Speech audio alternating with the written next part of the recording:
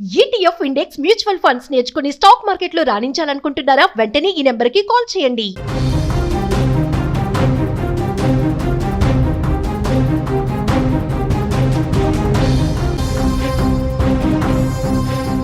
Ahmedabad airport సమీపంలో జరిగిన విమాన ప్రమాదంలో పరిస్థితులు చాలా భీతావహంగా మారిపోయాయి. ఒక్కసారిగా అక్కడ ఉన్న మనుషులంతా, ఒక గంట క్రితం అందరితో ప్రేమతో మాట్లాడుకున్న మనుషులంతా ఊహించని విధంగా శవాలుగా మారిపోయారు. ముఖ్యంగా బీజే మెడికల్ కాలేజ్కి సంబంధించిన హాస్టల్లో ఉన్న ట్రైనీ డాక్టర్లు భోజనం చేస్తున్నారు. భోజనం ప్లేట్లలో పెట్టుకొని తినే సమయంలో విమానం సరిగ్గా 1:38 అహ్మదాబాద్ ఎయిర్పోర్ట్ నుంచి ఎగిరింది. సరిగ్గా వాళ్ళు ప్లేట్లలో భోజనం పెట్టుకొని తినే సమయంలో విమానం వచ్చి హాస్టల్ని ఢీకొట్టింది. విమానం ఢీకొట్టే సమయంలో హాస్టల్లో 200 మంది విద్యార్థులు ఉన్నట్టుగా తెలుస్తుంది. ఇప్పటి వరకు 40 మంది తీవ్రంగా గాయపడ్డారు. మరో 5 చనిపోయినట్టుగా అధికారిక సమాచారం అందుతోంది. స్థానికులు చెబుతున్న వివరాల ప్రకారం దాదాపు 200 మంది విద్యార్థులు ఈ మంటల్లో కాలిపోయి ఉంటారని స్థానికులు చెబుతున్నారు. ఎందుకంటే విమానం ఒక అతిపెద్ద బాంబు మాదిరిగా పేలిందని స్థానికులు చెప్తున్నారు. విజువల్స్లో చూడొచ్చు మీరు హాస్టల్కి సంబంధించిన దృశ్యాలు. విమానం పేలిన సమయంలో అక్కడ మంటలు ఏ స్థాయిలో వచ్చాయో. ఇటు మరోవైపు బాక్స్లో చూడొచ్చు విమానం టైర్లు వెళ్ళి ఎలా హాస్టల్ని ఢీకొట్టాయో.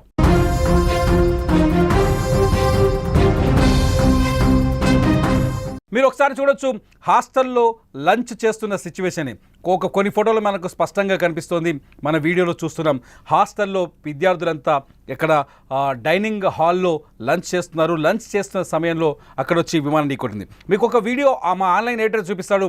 ఒక వీడియో చూడండి. వీడియోలో విమానం ఎయిర్పోర్ట్ నుంచి ఎగిరిన తర్వాత A171 ఎయిర్పోర్ట్ నుంచి ఈ విమానమే ఇప్పుడు మీరు శాటిలైట్ దృశ్యాల ద్వారా ఈ వీడియోను చూస్తున్నారు. ఇది ఎయిర్పోర్ట్ అథారిటీ వాళ్ళు విడుదల చేసిన వీడియో.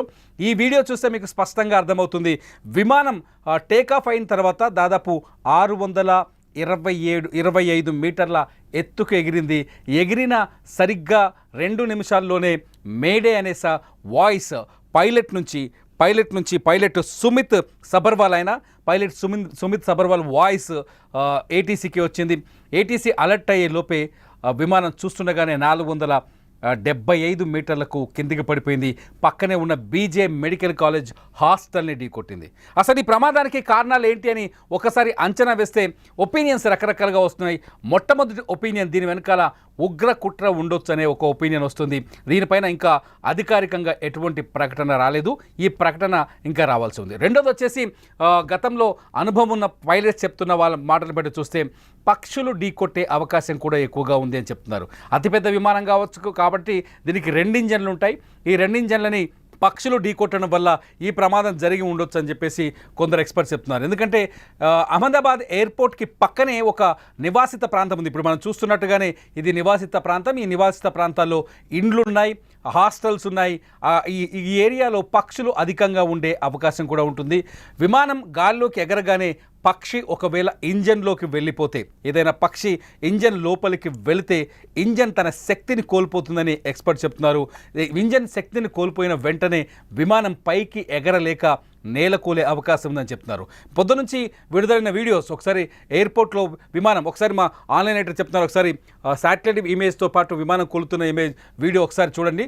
వాటిన్నింటినీ ఒక్కసారి పోల్చి చూస్తే శాటిలైట్లో ఇమేజ్లో చాలా స్పష్టంగా కనిపిస్తుంది విమానం ఎగిరిన తర్వాత ఎలా కిందకి వెళ్తుంది అని చెప్పేసి. మనం విజువల్లో చూడవచ్చు. కొందరు వ్యక్తులు విమానం కింద నేల కొలుతున్న వీడియోని కొందరిని విడుదల చేస్తారు. ఒకసారి ఈ 2 బాక్స్ని మీరు ఈ 2 బాక్సుల్లో వీడియోని కంపేర్ చేసి చూస్తే ఒకవైపు విమానం పైకి ఎగిరిన తర్వాత నేరుగా కిందికి దిగిపోయి నేలను ఢీకొట్టింది. సేమ్ సీన్ మీరు శాటిలైట్ ఇమేజ్లో చూడొచ్చు. A171 ఇది 787 బోయింగ్ విమానం. ఇది భారతదేశంలోనే అతిపెద్ద విమానం. అది నేలని తాకుతున్న సీన్ మీరు స్పష్టంగా చూడొచ్చు.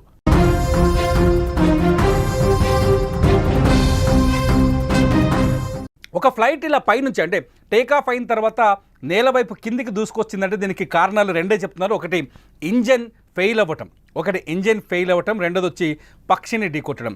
అంతర్జాతీయ పౌర విమానయాన సంస్థలు చెప్తున్న రిపోర్టు ప్రకారం ఇప్పటివరకు పక్షులు ఢీకొట్టిన విమానాలు దాదాపు 90% విమానాలు నేల కూలలేదు, కాకపోతే కొంత డ్యామేజ్కి గురయ్యాయని చెప్తున్నారు. కాకపోతే ఒకవేళ పక్షి గనక విమానం ఇంజన్లోకి వెళ్ళిపోయింది అనుకోండి, ఆకాశంలో విమానం ఎగిరిన తర్వాత పక్షి ఇంజన్లోకి వెళ్ళిపోతే ఖచ్చితంగా ఆ ఫ్లైట్ ఇంజన్ శక్తిని కోల్పోతుంది, ఆటోమేటిక్గా పైకి ఎగరాల్సిన ఫ్లైట్ కిందకు వస్తుంది, అది నేలను కూలుతుంది చెప్తారు. మొత్తానికి అహ్మదాబాద్ విమాన ప్రమాదం వెనుక ప్లేన్ క్రాష్ వెనుక 2 సందేహాలు ఉన్నాయి. ఒకటి ఉగ్ర కుట్ర ఉండొచ్చు అనేది మొదటి సందేహం ఉంటే, రెండోది వచ్చేసి పక్షి ఈ విమానాన్ని ఢీకొట్టి ఉంటుందని. చనిపోయిన వాళ్ళంతా వివిఐపీలు, ఫారినర్స్ ఉన్నారు. దాదాపు 59 మంది ఫారినర్స్ ఉన్నారు. అట్లాగే ఇండియన్స్ ఒక 53 మంది లండన్ వాళ్ళు ఉన్నారు. ఒక 7 పోర్చుగీస్ వాళ్ళు ఉన్నారు. ఒకరు కెనడియన్ ఉన్నారు. మొత్తం 169 మంది ఇండియన్స్ ఉన్నారు. ఈ 169 మందిలో గుజరాత్ మాజీ ముఖ్యమంత్రి రూపాని కూడా ఉన్నారు, విజయ్ రూపాని కూడా ఉన్నారు. అయితే ఈ విమాన ప్రమాదానికి ముందు ఫ్లైట్ని తరువుగా చెక్ చేసినట్టు ఎయిర్ ఇండియా చెబుతోంది. అన్ని రకాల చెక్కింగ్స్ తర్వాతే ఈ విమానం పైకి ఎగిరిందని చెప్తోంది. విమానయాన సంస్థ కూడా చాలా స్పష్టంగా, ఎయిర్ ఇండియా కూడా చాలా స్పష్టంగా చెప్తోంది. ఈ ఫ్లైట్ గడిచిన 11 ఏళ్ళుగా ఈ ఫ్లైట్ అందుబాటులోకి వచ్చింది. 11 ఏళ్ల నుంచి నడుస్తుంది కాబట్టి ఇది పాత ఫ్లైట్ ఏమీ కాదు. అంత ఈజీగా సాంకేతిక లోపాలు వచ్చే అవకాశం లేదని చెప్తుంది. ఈ ఫ్లైట్ ఎగరబట్టి 11 ఏళ్ళు అవుతుంది. ఇది బోయింగ్ 787 ఫ్లైట్. ఈ ఫ్లైట్ని 11 సంవత్సరాలుగా ఎయిర్ ఇండియా వినియోగిస్తుంది. ఈ ఫ్లైట్ ఎటువంటి సాంకేతిక లోపాలు ఉండే అవకాశం లేదని చెప్తుంది. 11 ఏళ్ళ ఫ్లైట్ అంటే కొత్త ఫ్లైట్ అని చెప్తున్నారు వైమానిక నిపుణులు. రెండోది వచ్చేసి ఈ ఫ్లైట్ని రన్ చేస్తున్న 2 కెప్టెన్లు, అంటే పైలట్లు చాలా అనుభవం కలిగిన వ్యక్తులు. కెప్టెన్ సుమిత్ సబర్వాల్ కూడా ఈ ప్రమాదంలో కన్ను మూసినట్టుగా తెలుస్తుంది. సుమిత్ సబర్వాల్ మృతదేహాన్ని గుర్తించాల్సి ఉంటుంది. సుమిత్ సబర్వాల్కి 8700 గంటల ఎయిర్ టైం ఉంది. ఆయన మొత్తం హిస్టరీలో 8700 ఎయిర్ టైం ఉంది. ఆయన అంటే చాలా సీనియర్ పైలట్. అట్లాగే ఇంకొక వ్యక్తి ఈ క్లివ్ కుందన్ కూడా మన ఇండియనే. క్లివ్ కుందన్కి 1100 గంటల ఎయిర్ ఎక్స్పీరియన్స్ ఉంది. ఇతను జూనియర్. వీరిద్దరు కలిసి ఈ ఫ్లైట్ని రన్ చేసే ప్రయత్నం చేశారు. ఒకసారి హాస్టల్లో సీన్ చూడొచ్చు. బయట నుంచి విమానం హాస్టల్ గోడని ఢీకొట్టిన సీన్ ఒకవైపు వస్తే, హాస్టల్ లోపల దృశ్యాల్ని ఒకవైపు చూడొచ్చు. అత్యంత ప్రమాదకరమైన సిచ్యువేషన్ ఏంటంటే, ఫ్లైట్లో ఉన్న వాళ్ళంతా ఆల్మోస్ట్ క్రాష్ అయి ఉంటారని గుజరాత్ పోలీసులు అనధికారికంగా చెప్తున్నారు. ఫ్లైట్లో మొత్తం 244 మంది ఉన్నారు. ఈ 244 మంది ప్రాణాలు కోల్పోయి ఉంటారని చెప్తున్నారు. అయితే ఇక్కడ డాక్టర్లు కూడా, జూనియర్ డాక్టర్లు ఏదైతే హాస్టల్లో ఉన్నారో వాళ్ళు ప్లేట్లలో భోజనం పెట్టుకొని తింటున్న సమయంలో ఈ ప్రమాదం జరిగింది. చూడండి, మీకు ఆహార పదార్థాలు స్పష్టంగా కనిపిస్తాయి. ప్లేట్లలో అన్నం అలాగే ఉంది. ఫ్లైట్ ఢీకొట్టిన సమయంలో వీళ్ళలో 40 మంది డాక్టర్లు అతి తీవ్రంగా గాయపడ్డారు. ఎంతమంది బతుకుతారు, ఎంతమంది బతకరు అనే విషయాన్ని చెప్పలేని పరిస్థితి. 5 మరణించినట్టుగా ఇప్పటికైతే అధికారికంగా తెలుస్తుంది. ఇక్కడ గాయపడ్డ వారిని పక్కనే మెడికల్ కాలేజ్ ఉండడంతో అక్కడికి వెంటనే తరలిస్తున్నారు. బీజే మెడికల్ కాలేజ్, ఇది గవర్నమెంట్ నడిపిస్తుంది. ఈ మెడికల్ కాలేజ్లోకి పంపిస్తున్నారు. సిచ్యువేషన్ మాత్రం చాలా భీతావహంగా ఉంది.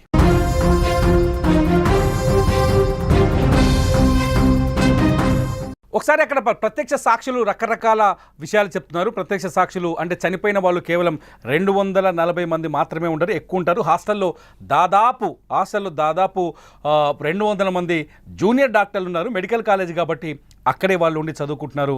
హాస్టల్లో ఉన్న వాళ్ళ ఆ పరిస్థితులు ఇంతవరకు స్పష్టత రాలేదు. చీకటి పడుతోంది. అక్కడ సహాయక చర్యల్ని ముమ్మరం చేసేందుకు చీకటి అంటే సాయంకాలం కావడంతో పరిస్థితులు కొంత విరుద్ధంగా కనిపిస్తున్నాయి. డెడ్ బాడీస్ ఆల్మోస్ట్ ముక్కలుగా కనిపిస్తున్నాయి. యూట్యూబ్లో మేము రూల్స్కు విరుద్ధంగా చూపించలేం కాబట్టి చెప్పలేకపోతున్నాం. చాలా ఫుటేజ్ చాలా స్పష్టంగా కనిపిస్తుంది. డెడ్ బాడీస్ ముక్కలుగా కనిపిస్తున్నాయి. ఫ్లేమ్ ఒక్కసారిగా 63,000 లీటర్ల ఆయిల్ ఉంది. అంటే విమానంలో ఫ్యూయల్ 63,000 లీటర్లు ఉంది కాబట్టి అది భారీ బాంబు కింద వెళ్ళిపోవడంతో ఫ్లైట్లో ఉన్న వాళ్ళంతా ఆల్మోస్ట్ కాలి బూడిదైపోయినట్టుగా తెలుస్తుంది. ఆల్మోస్ట్ కాలిపోయారు. విజయ్ రూపాని డెడ్ బాడీని కూడా గుర్తించలేని పరిస్థితి ఉందని తెలుస్తుంది. ఇప్పటికే గుజరాత్ ముఖ్యమంత్రి సంఘటనా స్థలాన్ని చేరుకొని ఆసుపత్రిలో కోలుకుంటున్న వారిని పరామర్శించే ప్రయత్నం చేస్తున్నారు. అయితే అది బాంబులాగా ఒక్కసారిగా పేలడంతో, చూడండి విజువల్స్లో చూస్తే మీకు అర్థమవుతుంది, ఒక్కసారిగా బాంబులా పేలడంతో పక్కనే ఉన్న హాస్టల్ గుద్దింది కదా, హాస్టల్ ఢీకొట్టింది విమానం కాబట్టి హాస్టల్లో ఉన్న వాళ్ళు కూడా ఈ పేలుడు దాడికి తీవ్రంగా గాయపడి ఉంటారు. చాలామంది బూడిదైపోయి ఉంటారని ఒక అంచనా వస్తుంది. ఈ సిచ్యువేషన్ అయితే చాలా హృదయ విదారకంగా ఉంది. అక్కడ బంధువులు వచ్చి రోధిస్తున్నారు. అతిపెద్ద సందేహం ఏంటంటే ఈ విమాన ప్రమాదం వెనుక ఖచ్చితంగా కుట్ర ఏదైనా దాగి ఉండొచ్చు, తీవ్రవాద కుట్ర కావచ్చు, ఉగ్ర కుట్ర కావచ్చు, దాగి ఉందనే ఒక చర్చ జరుగుతుంది. ఖలిస్తాన్కి సంబంధించిన ఒక ఉద్యమకారుడు గతంలో విమాన ప్రమాదానికి సంబంధించిన హెచ్చరికలు జారీ చేశారు. ఆ వీడియో ఇప్పుడు వైరల్ అవుతుంది. ఒకసారి ఆ వీడియో ఆయన చూద్దాం. ఖలిస్తాన్ ఉగ్రవాది అనొచ్చు, ఆయన తీవ్రవాది అనొచ్చు. ఆయన ఏం మాట్లాడిండో. Do not fly Air India 19 ਨਵੰਬਰ ਤੋਂ ਗਲੋਬਲ ਬਲੌਕੇਡ ਤੇ 에ਅਰ ਇੰਡੀਆ ਦੁਨੀਆ ਦੇ ਵਿੱਚ ਚੱਲਣ ਨਹੀਂ ਦਿੱਤੀ ਜਾਏਗੀ।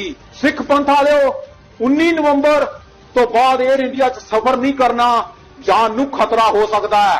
ਔਰ ਸਾਡਾ ਇਹ ਸੁਨੇਹਾ ਹੈ ਭਾਰਤ ਨੂੰ, ਇੰਦਰਾ ਗਾਂਧੀ ਇੰਟਰਨੈਸ਼ਨਲ 에ਅਰਪੋਰਟ 19 ਨਵੰਬਰ ਨੂੰ ਬੰਦ ਰਹੇਗਾ। ਇਹ 19 ਨਵੰਬਰ ਉਹੀ ਹੈ ਜਿੱਦਣ ਵਰਲਡ ਟੈਰਰ ਕੱਪ ਦਾ ਫਾਈਨਲ ਵੀ ਹੈ। दुनिया ਦੇ ਵਿੱਚ ਦੱਸ ਦਿੱਤਾ ਜਾਏਗਾ कि भारत ने हिंदुस्तान ने सिखा दी नस्लकुशी की सी। ఇలాంటి వీడియోలు చూస్తే నిజంగానే సందేహం కలుగుతుంది ఈ విమాన ప్రమాదం వెనుక ఉగ్ర కుట్ర కానీ తీవ్రవాద కుట్ర ఏమైనా ఉందని. ఎందుకంటే ఈ విమానంలో ప్రయాణిస్తూ చనిపోయిన వ్యక్తి చిన్న వ్యక్తి కాదు, గుజరాత్ మాజీ ముఖ్యమంత్రి విజయ్ రూపానీ. అట్లాగే ఫారినర్స్ 53 మంది ఫారినర్స్ ఉన్నారు. భారత ప్రతిష్టని దెబ్బతీసేందుకు ఇటువంటి కుట్ర జరిగి ఉంటుంది. మీరు విజువల్స్లో చూడొచ్చు, ఒక కెనడియన్ ఫ్లైట్ ఎక్కే ముందు ఒక సెల్ఫీ వీడియో తీసుకున్నాడు.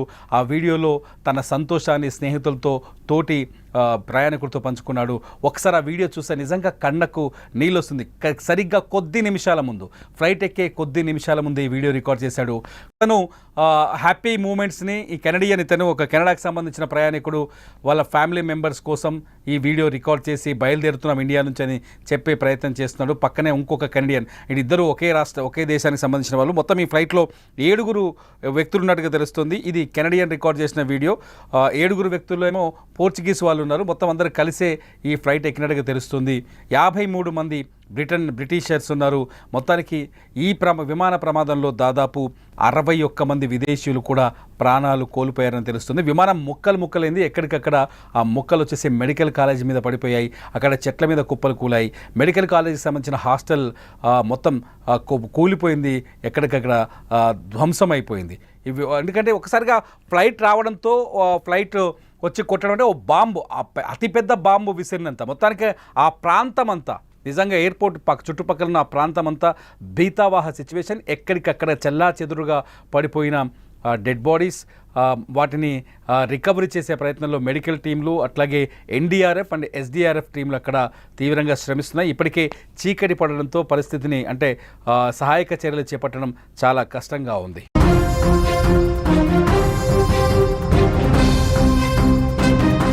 ఒకసారిగా హాస్టల్లో ఎవరైతే పిల్లలు డాక్టర్ చాలా కష్టపడి ఎంబీబీఎస్ పాస్ అయ్యి నీట్ ఎగ్జామ్ రాసి హాస్టల్కి వచ్చారు, అక్కడే ఉండి చదువుకుంటున్నారు.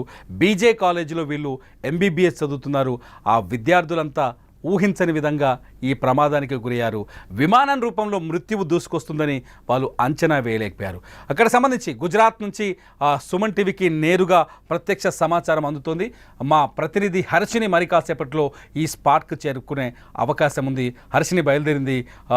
ఒక 30-40 నిమిషాల్లో హర్షిని అహ్మదాబాద్లో ప్రమాదం జరిగిన ప్రాంతానికి వెళ్ళే అవకాశం ఉంది. అక్కడ పరిస్థితిపై మీరు ప్రత్యక్ష వీడియోలు, ప్రత్యక్ష ప్రసారాల్ని సుమన్ టీవీలో చూడొచ్చు. Suman TV live and Suman TV digital లైవ్లో చూస్తూనే ఉండండి విమాన ప్రమాదానికి సంబంధించిన అప్డేట్ సమాచారాన్ని.